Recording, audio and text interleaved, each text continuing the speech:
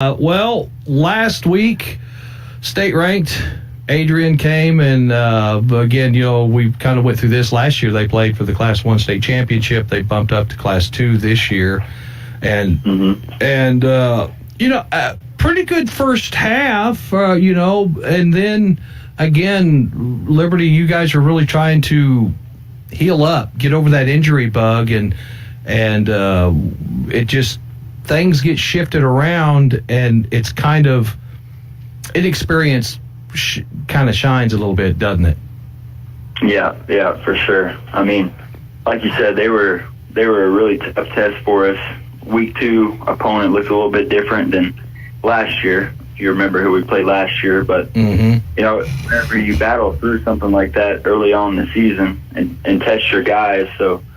We just think that's going to help us out come playoff time. Having a tough, state-ranked battle week 2, you guys kind of see the level they need to get to by week 10 if we want to compete for, anything after district. So we think it was a good thing for us to go through that much. And like you said, we had some guys go down. And whenever you see young guys all over the field, you can think, oh, crap, these guys aren't ready. Or you can say, wow, these guys are getting Friday night experience against a really good opponent. So maybe by district time, we're going to have a lot more depth than what we thought, just because these guys are getting thrown to the fire so early. So, there's two ways to look at that.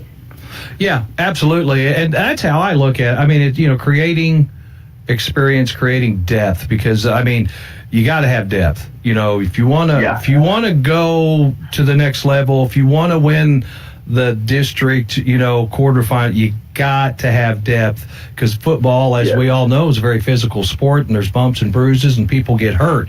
But, looking back, Liberty got off to a really good start. Defensively, held Adrian out of the end zone, scored 2 touchdowns. Take us through that. Everything was just kind of rolling along correctly, wasn't it? Yeah, for sure. They were following the game plan really well. We wanted to stuff the box, because that running back Adrian has is one of the best we've saw in the last few years. I know for sure. Maybe in the last 10. He's talented. He was a 2,000-yard back last year, so we wanted to make sure we shut him down, and our box did a great job of that, and our offense was rolling. Our game plan was take advantage of him through the air, and we were doing that, and then. Whenever Gavin Reese went out, he's been dealing with some health issues. I feel like we kind of got gut punched a little bit, because, he's one of our guys. He's one of the dudes. That, that's the terminology you use in football for your playmakers, and he's that guy for us. So I feel like we hit a little bit of a wall there, but the guys fought until the very end. We're super proud of them through everything, but hopefully, we can get things figured out and just keep it rolling from here on out with Gavin back with us. Right. Well, Coach Carnegie, your predecessor, always said that his leader on the defensive side of the ball, and one of the key ingredient was that safety. That was the man. Oh, yeah. And is that kind of the same for your defense? Yeah, for sure. He's the one that makes all the calls for the D-backs. Yeah. And that guy is the last resort whenever, things go wrong for the interior and they don't make the play. Your safety is there. He's the guy that your whole team trusts to make that play and make sure, it's not a touchdown. So whenever you have your guy that you've been training all summer, go out and you got to bring a sub in, it's just not the same feeling, even though that guy is talented. He's just not your free safety. So yeah, that's definitely a huge part of the defense for sure. Well, and when you move, Pendergraft back there, Pendergraft is that type of cornerback that can kind of take away one side of the field, correct? Yeah, definitely. He's our lockdown guy. He's a great corner. He's been playing that position for 3 years now. So whenever he has to move out of position, we bring a young guy in that's not quite as experienced, and it's just our defense was a little thrown off there. We had to make a couple of changes throughout the game, even after Gavin went out. So it's just a learning experience. Part of stuff you go through with injuries in football, but we'll learn from it. We'll get better from it. Absolutely. I mean, again, it sucks that the turnout has, where we're at, but on the other side, it's creating depth. I mean, it's getting such valuable experience to young players that you can't, on the practice field, they can't get what they're getting on Friday night. It's this real time. And, if it's a smart young player, they know exactly what they got to get better at. I got to get faster. Yeah. I got to get stronger. I got to shed a block quicker. I can't, this big bruising running back, I'm not going to be able to tackle him up around the shoulder pads. I'm going to have to take him out at the knees. And it's a wonderful thing, and great things will come of this. And it may start tonight as the Liberty Eagles will be traveling and taking on the Thayer Bobcats. What are you seeing out of Thayer?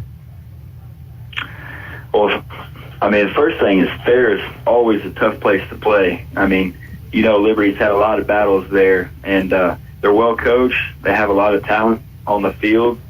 I mean, they got their big basketball star. He's about 6'6", I would say, and he's playing quarterback for him now. That was a huge gain for him from last year. But, yeah, they're super talented, but, our plan is to put all the pieces together and fix the little mistakes we've been making the past couple of weeks that have been difference makers. So we definitely believe something special is building here. We just got to happen.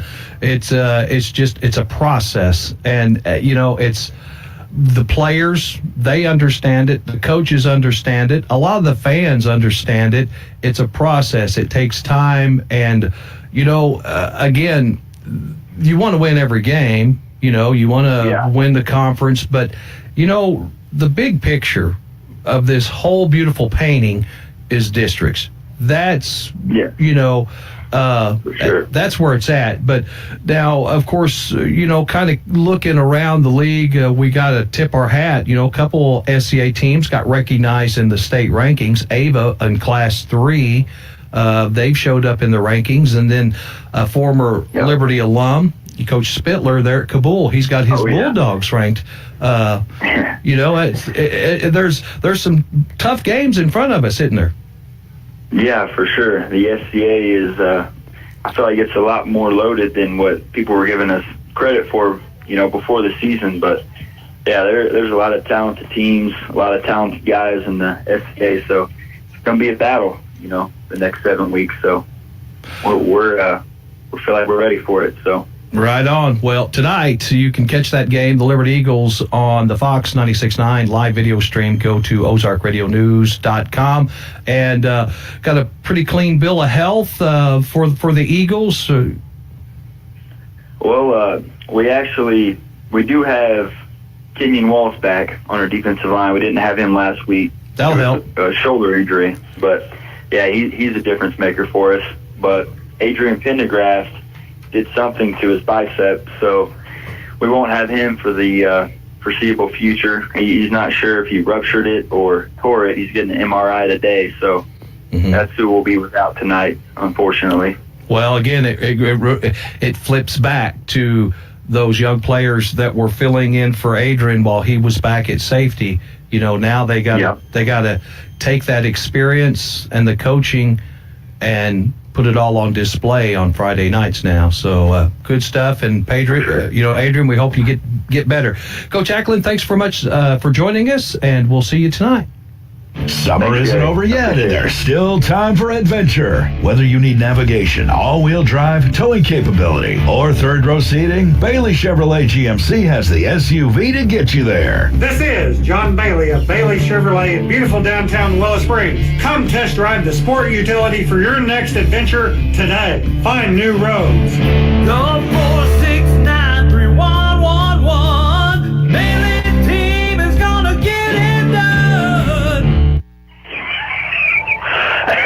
And a very good Friday night. It's Liberty Eagle football on 96.9 The Fox. I'm Kerry Lee, alongside Dave Quinn, Tyler Chowning, and with the camera shot, Ricky Smith up top. The Liberty Eagles at Lewis Bosman Stadium taking on the Thayer Bobcats. Liberty 0-2 on the year.